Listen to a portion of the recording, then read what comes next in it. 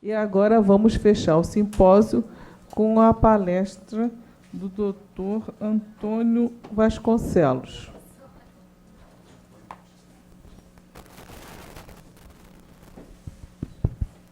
Senhores, boa tarde a todos. Grande felicidade estar aqui na Escola de Magistratura. Agradecer o convite feito pela doutora desembargadora Nígia Trindade, doutora Thais Marçal, que não pôde ficar aqui. Grande felicidade de estar compartilhando esse painel aqui com o doutor Paulo Bessa, a doutora Glaucia e com o doutor Fábio Dinosório, que teve que se retirar. Por questão observando o tempo que eu tenho e considerando que eu sou o único obstáculo entre os senhores no final de semana, e pelo princípio da prudência, serei bem objetivo. Eu tinha até trazido uma apresentação comigo aqui, mas eu vou ser mais objetivo, tentar sintetizar um pouco alguns temas relevantes para que a gente possa avançar e iniciar nossas atividades do final de semana. Então, senhores, é um grande desafio fazer o encerramento de um evento que trata de improbidade administrativa. Na verdade, no encerramento, pouco me resta falar diante dos assuntos que já foram tratados aqui com tanta propriedade por grandes especialistas aqui na matéria. Então, preferi fazer um recorte um pouco mais amplo sobre questões relacionadas à corrupção. Logicamente, a improbidade tem uma correlação muito grande. E dois pontos importantes atualmente que tanto se discute. Primeiro, os acordos de leniência, que se desdobram também na questão da improbidade administrativa e também na questão da integridade pública e privada, a questão do compliance, que tanto se fala, tentar traduzir como essas questões foram, por que elas ganham tanto destaque aqui nos dias de hoje. Para isso, eu separei aqui 4 perguntinhas que eu faço aqui de início como uma provocação para que a gente possa responder isso aqui ao longo dessa brevíssima apresentação. Primeira pergunta: por que a questão da corrupção é tão discutida hoje em dia? Não que seja uma novidade no cenário nacional, mas realmente nos últimos anos o destaque para esse assunto é muito grande. Como a lei de improbidade e a lei anticorrupção, que vou focar bastante aqui na lei anticorrupção, elas apresentam-se nesse cenário de enfrentamento à corrupção. Como a questão da integridade, do compliance, elas foram introduzidas atualmente no nosso cenário normativo que a gente tem atualmente no nosso país. E qual é a consequência prática, jurídica, para as empresas que se envolvem em atos de corrupção? Acho que essa é a principal pergunta, que muitas vezes não há muita clareza em relação a isso. E às vezes eu dou aula em alguns locais, universidades, e a pergunta que eu faço para os meus alunos é: o que acontece com a pessoa jurídica ou com uma empresa quando ela se envolve no ato de corrupção? Se ela quiser relatar aquele ato de corrupção, que muitas vezes tem a participação de agente público, que gera, logicamente, atrai a aplicação da lei de improbidade administrativa, o que as empresas podem fazer para colaborar com o poder público? Essas perguntas são extremamente tormentosas, tentarei fazer um apanhado e apenas algumas provocações para os senhores em relação a esses temas, que vocês possam se debruçar um pouco sobre isso. Em relação, primeiramente, à questão da corrupção nos últimos anos, o que se viu, de fato, é uma percepção muito clara dos custos que a corrupção gera em um ambiente negocial. Eu acho que não só em razão do advento da Operação Lava Jato nos últimos anos, mas em relação a diversos escândalos de corrupção que foram surgindo, a grande relevância que esse tema foi tomando na sociedade, na mídia local, esses custos foram percebidos pela sociedade. E aqui eu digo aumentos dos custos de transação, uma falta de incentivo à inovação, um ambiente concorrencial que é prejudicado, o aspecto concorrencial. Você vai ter empresas que celebram contratos com a administração pública, não aquelas empresas que oferecem melhor produto ou serviço, mas sim aquelas que pagam maior valor de propina. Então, esses custos da corrupção ficaram muito evidentes nos últimos anos. E é importante também destacar aqui que, justamente nesses últimos 4, 5 anos, a gente teve o advento de diversos diplomas legais que passaram a tratar de temas relacionados à corrupção. Temas relevantes. Vou destacar apenas alguns deles aqui. Por exemplo, a Lei 12527, chamada Lei de Acesso à Informação. Uma lei que busca transparência e uma lei que realmente fez o Brasil andar de forma muito positiva em relação à questão da transparência. Isso é muito importante mencionar. Essa norma que é de 2011 e 2012, e ela trouxe o que era, se antigamente o sigilo era a regra, hoje é a exceção. Hoje nós temos, inclusive, o portal da transparência lá da CGU, tem uma quantidade de informações significativa sobre a atividade estatal. Então, a gente teve a Lei 12.527, tivemos a Lei 12.813, que é a lei chamada de conflito de interesse, uma lei que só vale para a esfera federal, para agentes federais, mas traz regras muito claras de como deve se dar a relação público-privada, justamente evitando o chamado conflito de interesse. Tivemos também a Lei 13.303, que é a Lei das Estatais, que traz regras também de boa governança para empresas públicas e sociedades de economia mista. Tivemos a Lei 12.850, que fortalece, Lei das Organizações Criminosas, que fortaleceu justamente o instituto aí da delação premiada na esfera criminal. Então, tivemos esse conjunto de normas aí. Também tivemos uma modificação na Lei de Lavagem de Dinheiro. A Lei 12.683 alterou a Lei 9.613, que é a lei de lavagem, fazendo com que mais pessoas físicas, pessoas jurídicas, estejam obrigadas a adotar medidas destinadas à prevenção a casos de lavagem de dinheiro. Então, a gente teve esse ferramental jurídico que, de alguma forma, permitiu um avanço significativo em relação ao combate à corrupção. E, nesse cenário, surge uma norma que eu quero destacar aqui com os senhores, a Lei 12.846, também chamada de Lei Anticorrupção, lei da Empresa Limpa, enfim, uma lei que muda a lógica de enfrentamento à corrupção no meio empresarial. A Lei 12.846 ela surge ali em 2013, o professor Fábio Dinosório mencionou muito bem alguns pontos ali de diálogo com a Lei 8.429, justamente pela natureza normativa da 8.429 de direito administrativo sancionador, não no aspecto processual, né, mas no aspecto ali material da Lei 8.429, como bem mencionado, essa vinculação com as questões relacionadas ao direito administrativo sancionador. Então, tivemos a Lei 12.846, uma lei que muda a forma de responsabilização de pessoas jurídicas por atos de corrupção. A Lei 12.846, a gênese dela, vem lá de um tratado que o Brasil assinou, um tratado da OCDE de 1997, que faz com que todos os países signatários, o Brasil não é membro da OCDE ainda, mas assinou esse tratado, que foi incorporado no nosso ordenamento jurídico nacional ali em 2001, e passou a ter a obrigação de combater o chamado suborno transnacional. O que é o suborno transnacional? É o pagamento de propina, oferecimento de vantagens indevidas para agentes públicos estrangeiros. O Brasil passou a ter a obrigação de combater essa prática. E, para isso, um projeto de lei encaminhado ali em 2009 para o Congresso, esse projeto de lei previa a possibilidade de responsabilizar uma pessoa jurídica nacional que se envolvesse no ilícito no exterior. Esse projeto de lei tramitou ali no Congresso e, em 2013, aí tem duas versões a respeito dessa lei. Uma versão poética e uma versão um pouco mais realista de por que essa lei passou a fazer parte do nosso ordenamento jurídico, por que esse projeto de lei foi aprovado. A versão poética menciona que, em 2013, em razão daquelas manifestações que acho que todos aqui se lembram, as manifestações que tomaram conta aqui do nosso país, em razão daquela pressão popular, esse projeto de lei foi para frente, porque era uma resposta, querendo ou não, a casos de corrupção. Então, dentro de um pacote normativo, uma das leis aprovadas foi justamente a Lei Anticorrupção, a Lei 12.846. Tem uma versão um pouco mais realista dessa história, que vai no sentido de que havia uma pressão internacional para que o Brasil, que era um dos últimos países que não tinha ainda essa legislação, para que o Brasil viesse a combater a prática do suborno transnacional. Uma pressão da OCDE. Nós fomos duramente avaliados, inclusive, em 2007, 2008, com relatórios que criticou a atuação do Brasil em relação a isso. Não havia como responsabilizar pessoas jurídicas por atos de corrupção praticados no exterior. O Brasil tinha que fazer alguma coisa. E, em razão dessa pressão, se aproveitou aquele momento e tivemos, então, a Lei 12.846, também chamada de Lei Anticorrupção. Só qual é o ponto? A Lei Anticorrupção, além de tratar dos casos de corrupção praticados no exterior, ela também passou a responsabilizar pessoas jurídicas que praticam atos de corrupção domésticos aqui no Brasil. E, na verdade, isso fez com que a questão do suborno transnacional ficasse até em segundo plano. O foco que se dá hoje à lei anticorrupção é justamente o quê? Responsabilização interna de pessoas jurídicas. E é importante a gente esclarecer um ponto aqui, já que estávamos até falando antes aqui de direito ambiental.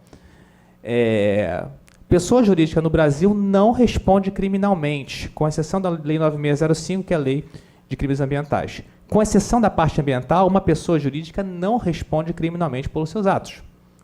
Uma pessoa jurídica pode responder o quê? Civilmente ou administrativamente. Civilmente, você tem a responsabilidade com base na Lei 8429, na Lei de Improbidade Administrativa. Só que qual é o problema da Lei 8429 em relação a atos ilícitos praticados por pessoas jurídicas? A necessidade de quê? Como bem lembrado aqui pela doutora Gláucia, a necessidade da participação de um agente público. Se não há participação de um agente público, você não tem o ato de improbidade. Então, você não consegue alcançar aquela pessoa jurídica. Você pode seria possível responsabilizar uma pessoa jurídica com base, por exemplo, na Lei 8666, que tem a chamada sanção tão pesada aí de inidoneidade, o que para algumas empresas é, na verdade, quase uma sentença de morte ali, né? Empresas que têm muitos contratos com a administração pública, uma declaração de inidoneidade, sem dúvida nenhuma, é uma pena extremamente severa. Só que, como a própria Lei 866 diz, a Lei 8666 é uma lei de licitações e contratos. Então, se uma empresa, uma pessoa jurídica, oferece propina para obtenção de uma certidão de um alvará, você não vai aplicar a Lei 8666. Então, qual o cenário que nós tínhamos até janeiro de 2014? Uma aplicação da Lei de Improbidade Administrativa para essa pessoa jurídica, mas que dependia da participação de um agente público, uma sanção civil. Uma sanção com base na 8666, dependia de uma licitação ou contrato. E a única sanção que você teria é uma sanção com base aí, uma sanção que poderia ser a de inidoneidade. E você tinha a possibilidade de uma responsabilização penal. Penal de quem? Das pessoas físicas. Com análise, inclusive, de questões, a necessária análise de questões relacionadas ao ônibus aí do agente, dolo ou culpa. Então, você tinha um certo obstáculo para alcançar as pessoas jurídicas que se envolviam em atos de corrupção. Isso mudou com a Lei 12846. Ela trouxe a responsabilização civil e administrativa de pessoas jurídicas por atos de corrupção. Só fazendo um aviso, a Lei 12846 não menciona corrupção. Ela fala atos de irregularidades, atos ilícitos, mas não menciona corrupção. Essa palavra vocês não vão achar na norma. Mas ela traz diversos atos ali no seu artigo 5º, nos seus 5 incisos, sendo que no inciso 4 a gente vai ter um desdobramento em diversas alíneas relacionadas a licitações e contratos.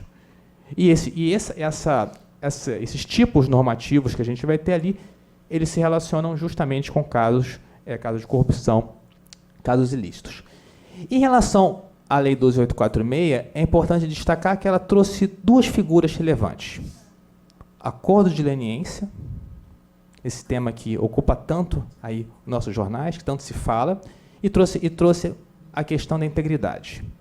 Antes de avançar nesses dois tópicos, só fazer um pequeno apanhado de alguns pontos da Lei 12846, que é importante para que a gente possa caminhar. Inicialmente, a própria lei, ela dispõe que as sanções aplicáveis em relação àquela norma não afetam as sanções de improbidade administrativa. Ou seja, é possível uma pessoa jurídica ser responsabilizada civilmente com base na Lei 12846 e também com base na Lei 8429, previsão legal que nós temos na própria Lei 12846. A Lei 12846 tem um alcance muito amplo. Praticamente todas aquelas figuras que nós temos ali no artigo 44 do Código Civil, as pessoas jurídicas de direito privado, as três principais, sociedades, fundações e associações, sociedades simples, empresária, limitada, SA, comandita, todo mundo ali alcançado pela Lei 12846. Responsabilidade em operações societárias, a lei prevê isso, ou seja, no caso de fusão, incorporação, cisão, as empresas sucessoras podem ser responsabilizadas por atos praticados pelas empresas sucedidas. Isso tem importante impacto, inclusive, na questão do compliance, que eu já vou explicar. Então, você vai ter esse cenário e as sanções, sanções administrativas que podem chegar aí a 20%, uma multa que pode alcançar 20% do faturamento bruto, ou até 60 milhões de reais. E a aplicação da norma, e aí é um ponto muito preocupante. Eu ocupei durante 3 anos o cargo de Corregedor-Geral da União, lá na CGU, saí agora em janeiro deste ano. Uma preocupação que nós tínhamos lá na esfera federal era justamente buscar garantir harmonia na aplicação da lei anticorrupção. Por quê? Quando a gente fala de responsabilização administrativa, a gente está mencionando que qualquer estado e município pode aplicar a lei anticorrupção. E aí a gente gera um cenário de certa insegurança jurídica se essa lei não for aplicada de forma harmônica e uniforme no cenário nacional. Enfim, esse é o cenário geral que eu trago aqui da lei anticorrupção para os senhores. E aí, 2 pontos são muito importantes. Primeiro, a questão dos acordos de leniência. Acordo de leniência não é um instrumento novo no nosso ordenamento jurídico. Ele já está previsto, na verdade, na Lei 12.529, que é a Lei de Defesa da Concorrência, que revogou a antiga Lei 8.884, que é a Lei do CAD, alguns chamam, que trata de práticas anticoncorrenciais, né, cartel e dumping. Então, o acordo de leniência já estava previsto nessa norma, mas somente para infrações relacionadas à questão concorrencial. Por meio da Lei 12.846, o acordo de leniência foi introduzido como um possível instrumento de colaboração para as empresas que se envolvem em ilícitos de corrupção, previstos ali na própria Lei 12.846. E o acordo de leniência, a natureza dele é uma natureza de um instrumento consensual que será celebrado com a administração pública. Para efeitos de quê? Para efeitos de mitigação ou afastamento das sanções administrativas. E qual é a questão que se coloca aqui? Uma empresa colabora com a administração pública. Ela terá ali os efeitos daquela... E é sempre importante destacar, acordo de leniência, quem faz é a pessoa jurídica. Pessoa física não celebra acordo de leniência. A pessoa jurídica busca ali a administração, celebra um acordo de leniência, os efeitos daquele acordo vão se desdobrar na esfera administrativa. E aí você tem um problema. Como garantir o afastamento das sanções relacionadas à parte civil da Lei 12.846 ou da Lei de Improbidade Administrativa, da Lei 8.429, que os senhores discutiram aqui nesse dia, nessa sexta-feira? Como garantir isso?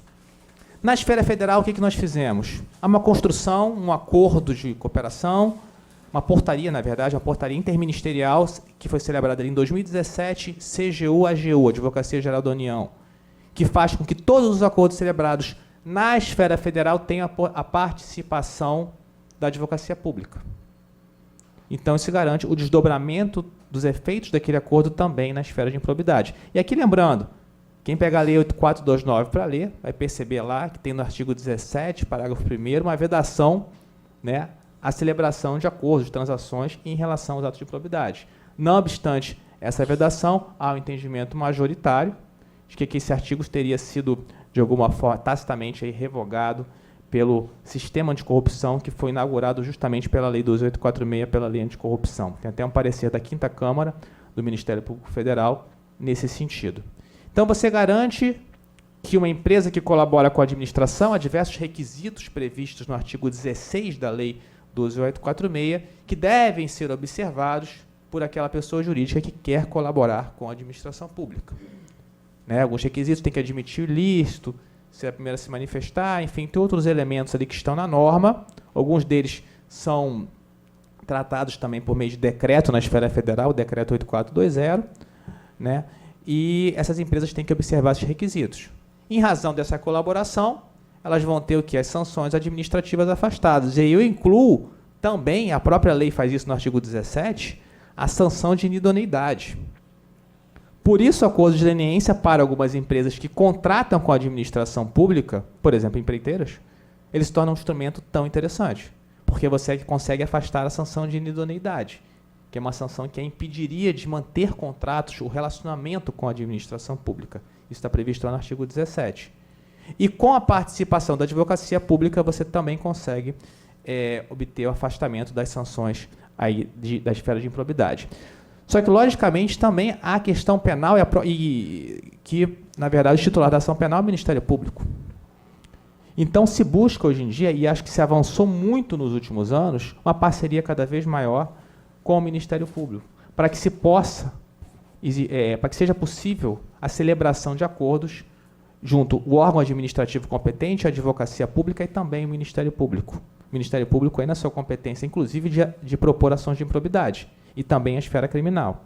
Inclusive, na esfera federal, nós já tivemos acordos celebrados justamente por CGU, AGU, Ministério Público Federal. Ou seja, começa a se avançar nessa matéria. E o perigo aqui, realmente, o que eu acho o grande perigo desse cenário normativo, quando ele foi inaugurado aqui no nosso país, era justamente a insegurança jurídica. Muitos atores aplicando a lei. E a grande pergunta que se faz até hoje, se uma empresa quer colaborar, aonde ela deve ir? Eu acho que a partir do momento que se começa a ter uniformidade na atuação do Estado brasileiro, você começa a gerar mais segurança jurídica para as empresas. E aqui, já passando para o meu último tópico, como eu prometi que seria breve, acho que é importante mencionarmos também a questão do compliance, da integridade, que é um tema que vem ganhando muito destaque nos últimos anos, muitos congressos acerca desse tema, muitas obras acerca desse assunto, e muitas vezes não se percebe qual é o pano normativo de fundo que nós temos a respeito de compliance, que não é exatamente uma novidade aqui no nosso cenário. Quando se fala, por exemplo, de compliance relacionada à lei de lavagem de dinheiro, né, não posso deixar de falar de lavagem, sou conselheiro aqui, não é mais COAF, na verdade está aqui COAF, agora é a Unidade de Inteligência Financeira, o IFE. Então, quando se fala de lavagem, a própria lei 9613, ela prevê lá que pessoas físicas e jurídicas, algumas pessoas físicas e jurídicas, devem adotar medidas de prevenção à lavagem de dinheiro. Tem que ter um mecanismo específico de compliance destinado para isso, né? Mas a Lei 12846, a Lei Anticorrupção, ela trouxe um elemento diferenciado. Ela não traz, aqui é importante mencionar isso, ela não traz a obrigatoriedade de pessoas jurídicas terem mecanismos de integridade, programas de compliance. Isso não é uma obrigatoriedade na lei.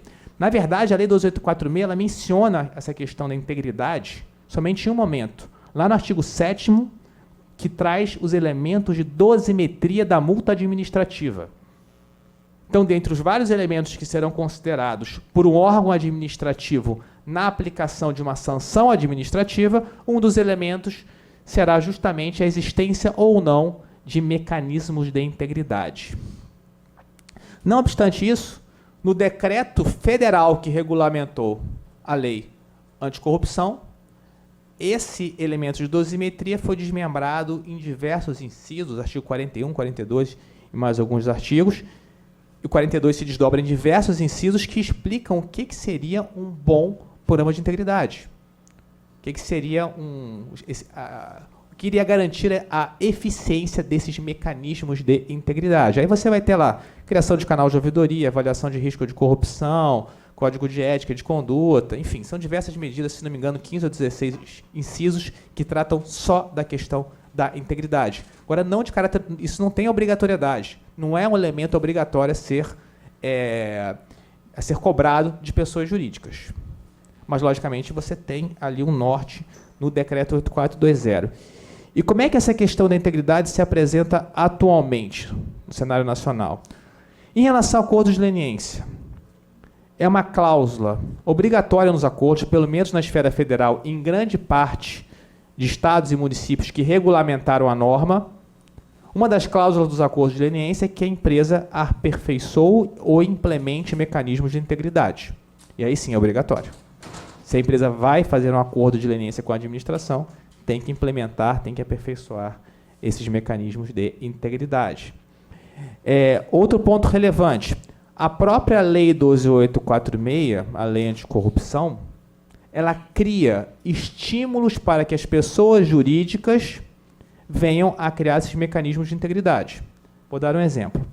Mencionei aqui que, pela lei, no caso de operações societárias, uma empresa sucessora pode ser responsabilizada por um ato de corrupção praticado pela empresa sucedida. Vamos imaginar aqui um caso de incorporação. A empresa A incorpora a empresa B. A empresa B deixa de existir. Se a empresa B tiver praticado o ato de corrupção, o que vai acontecer? A empresa A poderá ser responsabilizada. Aqui eu conto um caso prático interessante. Antes de ingressar no serviço público, em 2008, eu atuei como advogado aqui no Rio de Janeiro, durante alguns anos. E em 2003, eu atuava no mercado de capitais, participei de um processo de fusão de duas empresas. Fizemos a due diligence, a gente verificou questões o quê? Tributárias, passivo tributário, passivo trabalhista, levantamos todos os contratos das empresas. Não se falou naquele momento, em nenhum momento, da prática de atos de corrupção por qualquer das empresas envolvidas naquela operação societária, que era de alguns milhões de reais. Eu duvido que, atualmente, uma operação societária daquele porte não observe questões de corrupção. Não observe a existência de um possível passivo de corrupção, ações de improbidade administrativa e outras questões relacionadas aí a esses atos que podem gerar justamente a responsabilidade da empresa sucessora. Então, é um ponto relevante. Então, a lei de corrupção, ao trazer esse elemento, ela cria aqui um estímulo para a criação desses mecanismos de integridade. A lei também prevê responsabilidade objetiva, isso aqui é importante. A lei 2846, ela prevê responsabilidade objetiva da pessoa jurídica. Ou seja, ainda que a empresa tenha adotado todos os mecanismos destinados a prevenir, inibir a prática de ilícitos, se aquele ilícito foi praticado, a empresa será responsabilizada. Se ela contrata um escritório de advocacia, aquele escritório de advocacia contrata um despachante para obter uma certidão, e aquele despachante, por conta própria, pratica um ato de corrupção, a empresa pode ser responsabilizada. É o que está na lei. Ainda que você tenha alguns entendimentos doutrinários que flexibilizam essa posição, ainda assim é o que está na norma. Isso faz com que as empresas tenham cuidado adicional justamente na contratação de terceiros, que vão atuar esse nome, o chamado due diligence de terceiros, para evitar justamente esses casos aí de responsabilização. E nesse ponto, só mencionando que a lei brasileira foi muito dura, quando se compara, por exemplo, com o FCPA norte-americano, e principalmente com a legislação britânica, que a gente vai ter o Bribery Act, a gente percebe que a lei foi muito dura, que o Bribery Act tem lá na seção 7, ele afasta a responsabilidade da empresa que tiver mecanismos de compliance. Aqui no Brasil, não. Como a gente falou, os elementos de compliance são considerados somente um elemento de dosimetria da pena. Então, a gente vê que essa questão do compliance se desdobra em vários pontos relacionados à norma, e o último ponto que eu gostaria de destacar aqui é uma legislação nossa, aqui do Estado do Rio de Janeiro, que vem se espalhando por diversos estados aqui da Federação. A Lei 7753. É uma lei estadual que exige que empresas que contratam com o Estado do Rio de Janeiro, e é uma exigência, tenham o quê? Programas de compliance. Isso começou aqui em 2017. Logo depois nós tivemos a Lei 6.112, lá no Distrito Federal. Atualmente temos também Estado do Amazonas, Rio Grande do Sul. Me parece que Goiás também está avançando com isso, e alguns municípios. Ou seja, começa a se ter uma tendência nacional da exigência de mecanismos de integridade para as empresas que contratam com a administração pública. A iniciativa realmente é interessante, mas há de se ter muito cuidado com isso. Quem vai avaliar esses mecanismos? Aqui no Rio de Janeiro, a gente tem aqui... Pois é, não pode ser o compliance, como bem lembrado pela desembargadora, não pode ser o compliance de papel, tem de ter efetividade. Aqui no Estado do Rio, temos a Controladoria Geral do Estado, eu estou lá como assessor especial, justamente tratando dos acordos de leniência e também dessa norma. Estamos montando aí uma equipe para poder tratar desse assunto. E qual é a preocupação? Há de se ter uniformidade na avaliação desses mecanismos de integridade. E não só dentro de uma mesma administração pública, mas o ideal é que se tenha um caminho para que uma empresa que atua em âmbito nacional saiba que o que um Estado vai exigir dela não será muito diferente do que um outro Estado vai exigir. Então, essa uniformidade, essa harmonia é muito importante, é um desafio relevante a ser buscado na aplicação dessa norma. E muita clareza de como esses mecanismos serão avaliados. Quem vai avaliar, treinamento, capacitação e regras claras. Segurança jurídica para as pessoas jurídicas que atuam aí, no meio empresarial, que se relacionam com o poder público. Bem, senhores, de forma muito breve, tratei de dois temas extremamente relevantes, a gente podia ficar aqui conversando bastante tempo acerca dessas questões, foi só para a gente poder provocar aqui um pouco os senhores para futuros debates acerca desse tema. Novamente, aqui agradeço o convite, fico aqui à disposição para uma conversa, um bate-papo acerca desses assuntos. Muito obrigado.